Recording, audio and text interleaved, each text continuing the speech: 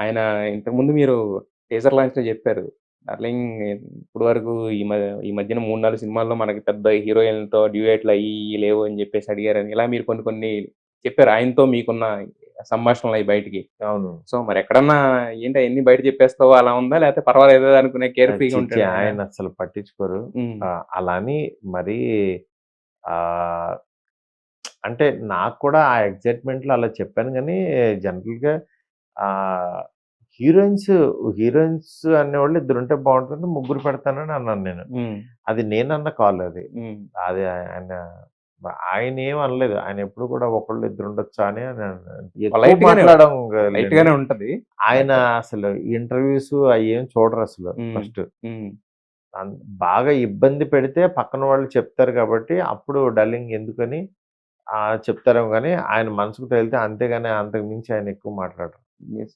అయితే మొన్న pre release ఈవెంట్‌లో స్టేజ్ మీద మీ మీద ఆయన ప్రేమను మేము ప్రత్యక్షంగా జూసాం. ఈ జర్నీలో ఎప్పుడన్నా 'ప్రభాస్' గారు కోప్పడ్డం గాని, మీ మీద గాని లేతే ఏదన్నా చూసారా ఎప్పుడన్నా? ఆయన కోపాన్ని డైరెక్టర్ ఎప్పుడన్నా మీద చూసారా? కోపడటం అనేది అసలెప్పుడు ఉండదు. హ్మ్.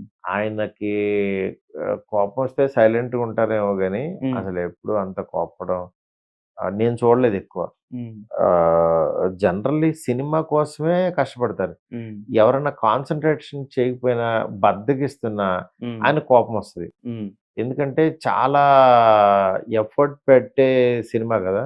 హ్మ్. చిన్న లేజీనెస్ మాత్రం ఆయన భరించలేరు. హ్మ్. ఏదన్నా భరిస్తారు గానీ, హ్మ్. బద్ధకాన్ని మాత్రం ఆయన తీసుకోడు. హ్మ్. అవతలోడు లేజీగా ఉండి పట్టించుకోకపోవటం అలాంటివి ఉంటే సెట్స్‌లో. మాత్రం సెట్సే కాదు, హ్మ్. ఆయన లైఫ్‌లో కూడా హ్మ్. ఏదన్నా ఒక పని మీద ఎంత డెడికేటెడ్‌గా ఉంటే అంతిది. హ్మ్. అలాగే ఆయన రిలాక్స్ అవ్వమని గూడా చెప్తారు. హ్మ్.